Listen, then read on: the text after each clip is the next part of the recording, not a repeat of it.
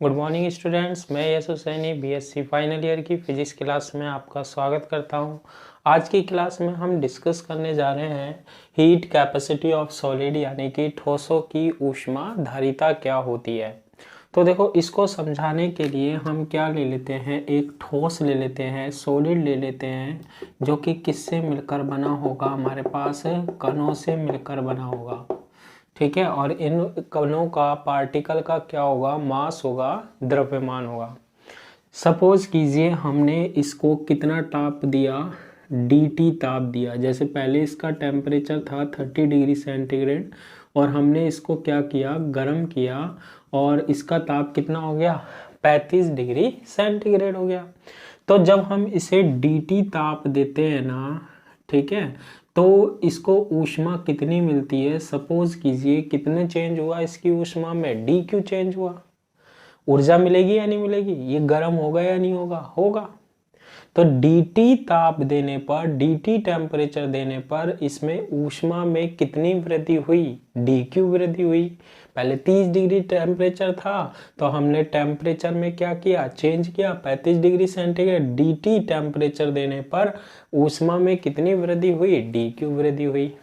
ठीक है, dt temperature पर dq हुई। अब जब हम ऊष्मा धारिता को परिभाषित करते हैं, हीट कैपेसिटी ऑफ सॉलिड को परिभाषित करते हैं, तो हम एकांक के लिए देखते हैं। तो एकांक ताप, ठीक है, एकांक ताप के लिए कितनी ऊष्मा देनी पड़ेगी, dq/dt। ठीक है, एकांक के लिए कितनी होगी, dq/dt। यानी कि इसको हम ऐसे परिभाषित करते हैं कि किसी वस्तु को जब गर्म किया जाता है, किसी वस्तु को जब गर्म किया जाता है, गर्म करेंगे तो क्या होगा, ये हमारे पास सिस्टम है, निकाय बोलते हैं जिसे, तो निकाय, ठीक है, तो निकाय द्वारा एकांक, ठीक है, निकाय द्वारा एकांक केल्विन ताप वृद्धि के लिए, ठीक है, एकांक केल्विन ताप वृद्धि के लिए, जैसे हम बोल सकते हैं 1 केल्विन ताप वृद्धि के लिए आवश्यक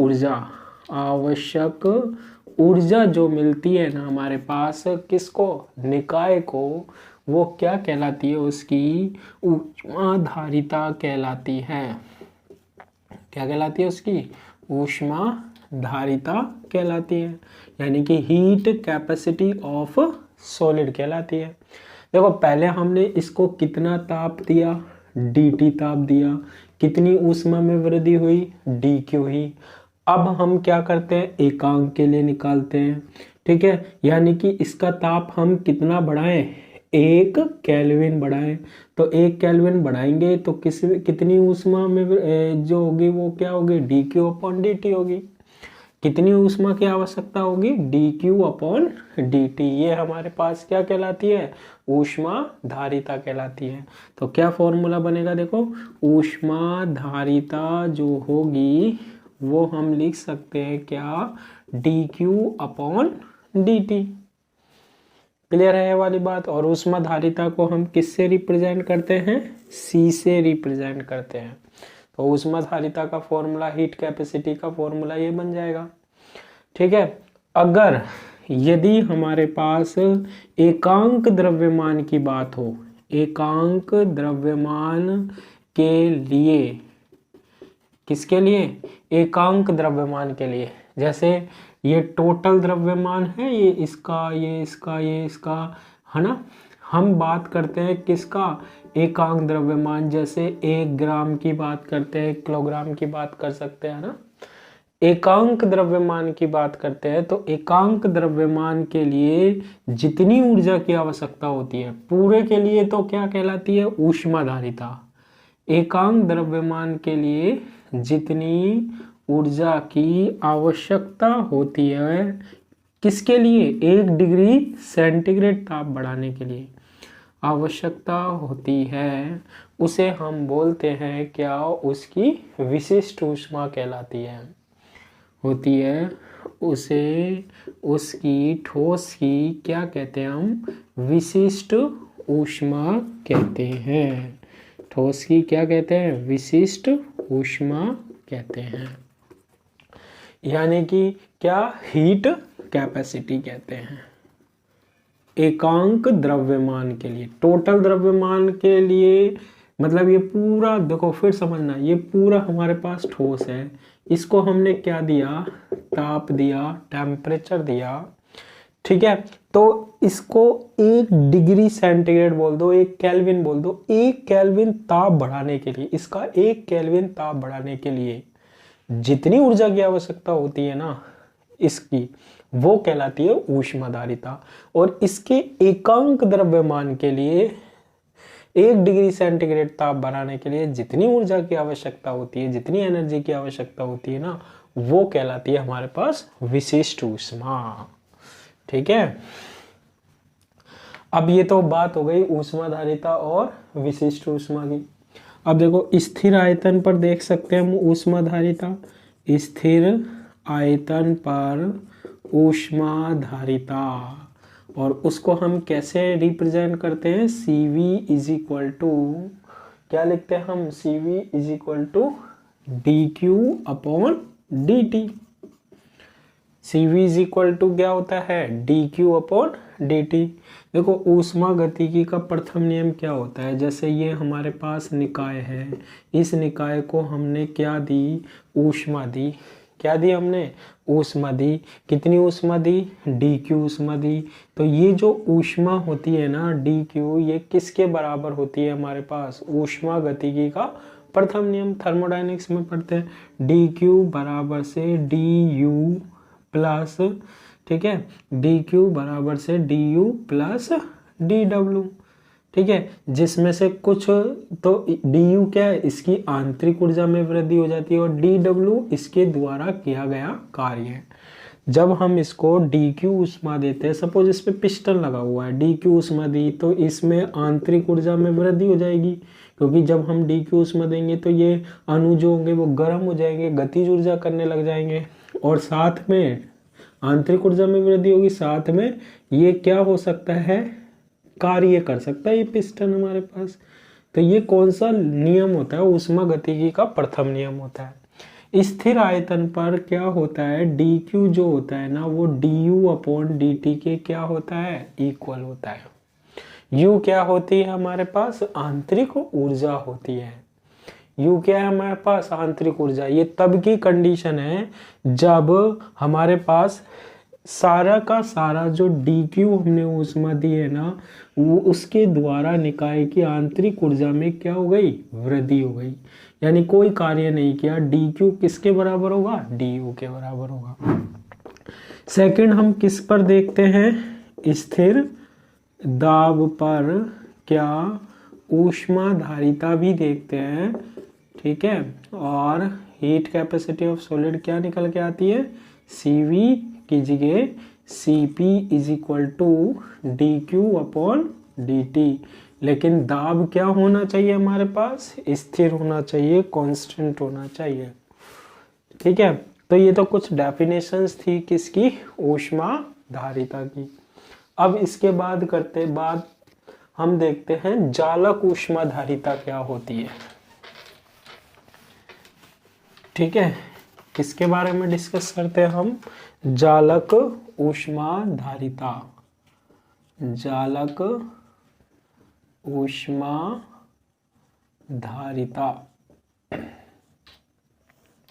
ये क्या होती है, देखो जालक ऊष्माधारिता यानी कि लैटिसी हीट कैपेसिटी,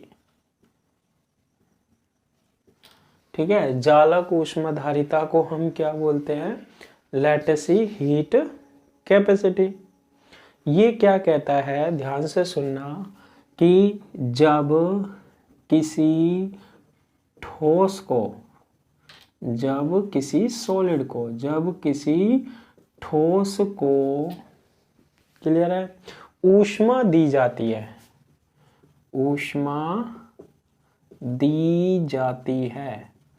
जब किसी ठोस को ऊष्मा दी जाती है तो उसके ताप व आंतरिक ऊर्जा, ठीक है, में वृद्धि होती है। आंतरिक ऊर्जा में क्या होती है? वृद्धि होती है। देखो मान लो ये आपके पास क्या है? ठोस है। इसको आपने क्या दी? ऊष्मा दी। सपोज कीजिए कितनी दी? dq दी। ठीक है, अब जब आप इसको ऊष्मा दोगे तो ये जो ठोस के जो कण होते हैं ना, ये जो कण होते हैं ना, इनको क्या मिलती है? ऊर्जा मिलती है। ठीक है, इनको क्या मिलती है? ताप मिलता है। ऊष्मा दोगे तो ये क्या होंगे? गर्म होंगे, ऊर्जा मिलेगी, जिसके कारण इनकी आंतरिक ऊर्जा में वृद्धि होती है। ऊर्जा मिलेगी, ये कंपन करने लगते हैं। फिर ये क्या करने लगते हैं? हमारे पास कंपन करने लगते हैं। देखो इसका एक एग्जाम्पल हम समझा सकते हैं। जैसे लोहे की एक छड़ होती है हमारे पास, उसको हम क्या करते हैं? गर्म करते हैं, है ना। अब उसको एक सिरे से गर्म करते हैं और कुछ देर बाद हम क्या देखते हैं कि वो दूसरे सिरे से भी गर्म हो जाती है। क्यों हो जाती है? क्योंकि जब हमने उसको ऊष्मा दी, इसकी आंतरिक ऊर्जा में क्या हो जाती है? वृद्धि हो जाती है, ताप मिलता है इसको। ये क्या करने लग जाते हैं? कंपन करने लग जाते हैं और ऊष्मा क्या हो जाती है? दूसरे सिरे तक संचरित हो जाती है। तो कहने का मतलब ये है कि अगर हम ठोस को ऊष्मा दे रहे हैं ना, तो उसकी आंतरिक ऊर्जा में वृद्धि हो जाएगी, उसका ताप क्या हो जाएगा? बढ़ जाएगा। ठीक है, आंतरिक ऊर्जा में जो वृद्धि होती है, आंतरिक ऊर्जा में वृद्धि यानी कि इसमें गर्म हो जाएगा, ये ऊष्मा आ जाएगी, वही बोल देते हैं आंतरिक ऊर्जा में वृद्धि, है ना। इंटरनल एनर्जी जो स्टोर कर सकता है। आंतरिक ऊर्जा में वृद्धि जो है वो दो प्रकार से हो सकती है। दो प्रकार से हो सकती है। आंतरिक ऊर्जा में वृद्धि कितने प्रकार से हो सकती है? दो प्रकार से। ठीक है, कैसे कैसे?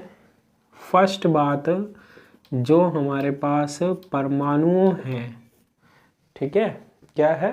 परमाणुओं में साम्यावस्था, परमाणु में साम्यावस्था में इर्द गिर्द, परमाणुओं में साम्यावस्था में इर्द गिर्द कंपनों की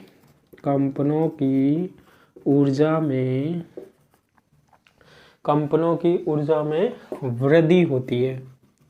कंपनों की ऊर्जा में क्या होती है? वृद्धि होती है। इसको कैसे?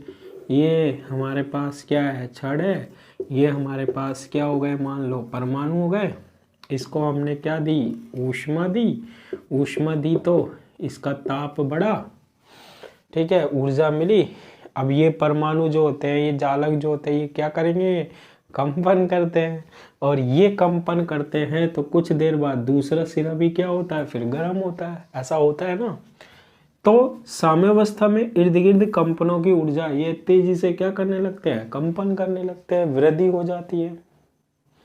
ठीक है, सेकंड, ये ठोस की ऊर्जा में वृद्धि, ये जो ठोस है ना, ये गर्म हो जाता है ना, तो आंतरिक ऊर्जा में वृद्धि हो जाती है। पहला कारण तो क्या है? परमाणु के कंपन करने के कारण।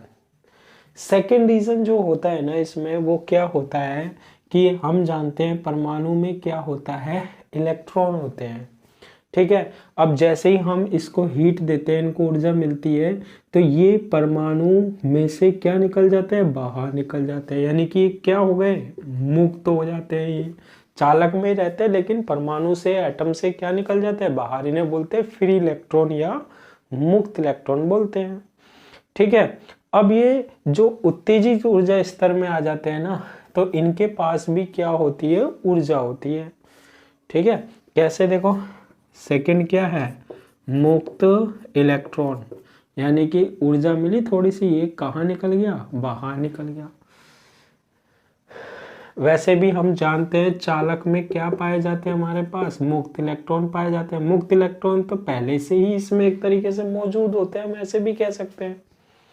मुक्त इलेक्ट्रॉन तो पहले से ही चालक में होते हैं।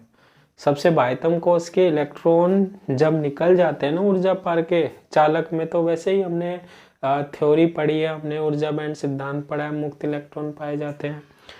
परमाणु तो कंपन करते ही करते हैं, जैसे ही ऊष्मा दोगे तो जो ये यहाँ मुक्त इलेक्ट्रॉन होते हैं ना, उनको भी ऊर्जा मिलती है, वो भी कंपन करने लग जाते हैं और निम्न ऊर्जा स्तर से उच्च ऊर्जा स्तर में चले जाते हैं। मुक्त इलेक्ट्रॉन जो होते हैं कि उच्च ऊर्जा स्तर, मुक्त इलेक्ट्रॉनों के उच्च ऊर्जा स्तरों में उत्तेजित यानी जाना, उत्तेजित होने से ऊर्जा में क्या होती है? वृद्धि होती है। ठीक है, ऊर्जा में क्या होती है? वृद्धि होती है। तो इस तरीके से भी हमारे पास आंतरिक ऊर्जा क्या हो जाती है? बढ़ जाती है। अब देखो एक बात ध्यान रखना कि जो ठोस में जो आंतरिक ऊर्जा होती है, सॉलिड में जो आंतरिक ऊर्जा होती है, यानी कि जब हम इसको गर्म करते हैं तो ये जो ठोस है इसमें कितनी ऊर्जा आ रही है, U, वो दो बातों पर डिपेंड कर रही है।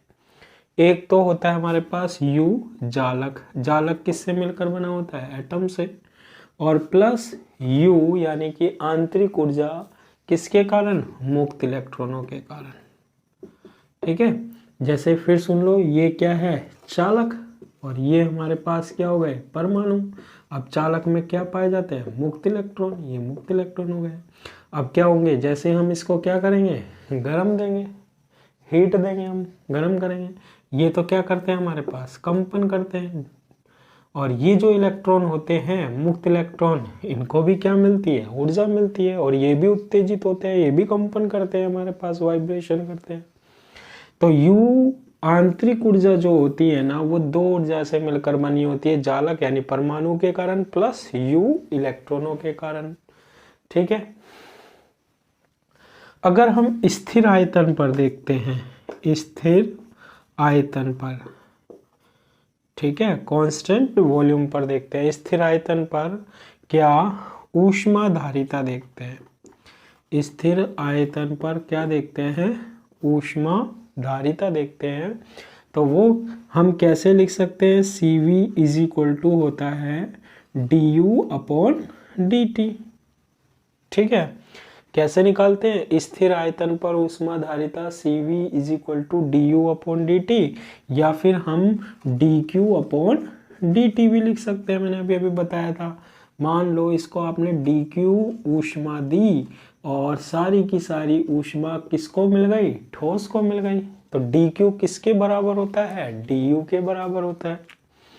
तो हम लिख सकते हैं स्थिर आयतन पर CV is equal to du/dt is equal to क्या होता है? dq/dt के होता है, लिख देंगे हम। तो यहां से ये फॉर्मूला बन जाएगा C इज इक्वल टू, इसका अवकलन कर देते हैं, इसका देखो, du/dt is equal to du जालक dt प्लस du इलेक्ट्रॉन/dt।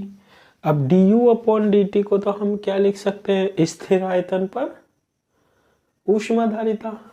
तो CV इज इक्वल टू, ये किसकी आएगी? CV मिलेगी स्थिर आयतन पर, लेकिन किसकी? जालक की ऊष्माधारिता। और du/dt यानी कि CV इलेक्ट्रॉन की ऊष्माधारिता। किसकी? इलेक्ट्रॉन की ऊष्मा, यानी कि जो जालक ऊष्मा ग्रहण कर रहा है वो, और जो इलेक्ट्रॉन ऊष्मा धारण कर रहे हैं वो, टोटल ये कहलाती है ऊष्मा। टोटल ऊष्माधारिता जो होती है, आंतरिक ऊर्जा में जो वृद्धि होती है, वो किसके कारण होती है? परमाणु के कारण, यानी जालक लेटेसी। और दूसरा किसके कारण? मुक्त इलेक्ट्रॉनों के कारण। अब जो ये CV जालक होती है ना, ये ऊर्जा बहुत ज्यादा होती है, और CVE जो होती है ना, वो बहुत कम होती है। इलेक्ट्रॉन के कारण बहुत कम ऊर्जा ही मिलती है इलेक्ट्रॉनों को। तो हम यूँ कह सकते हैं कि जो CV होती है वो लगभग किसके इक्वल होती है, CV जालक, यानी कि सारी की सारी जो ऊष्माधारिता होती है मैक्सिमम वो किसके कारण होती है, हमारे पास जालक के कारण होती है, परमाणु के कारण होती है। इस तरीके से हम किसको परिभाषित कर सकते हैं, ऊष्माधारिता को।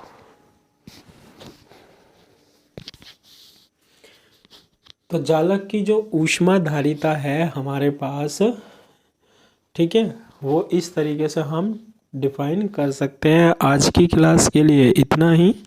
Thank you.